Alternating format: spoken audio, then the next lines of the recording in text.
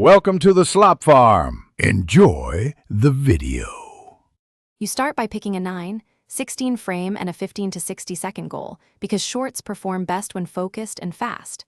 Once ready, mount your phone vertically and lock exposure.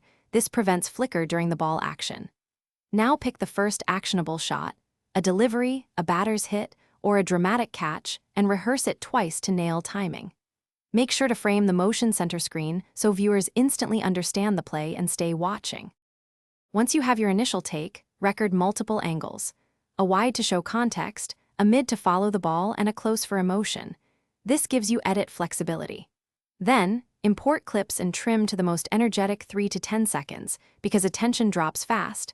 Cut dead frames and keep momentum.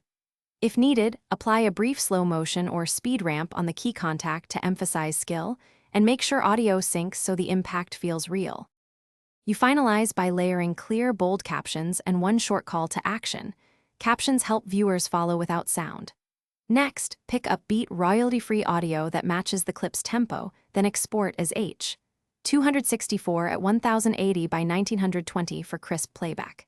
If something goes wrong, here's a key troubleshooting tip. If footage is shaky, apply a crop and stabilize filter and reframe. If audio is noisy, replace it with a clean sound effect or ambient track to preserve impact and clarity.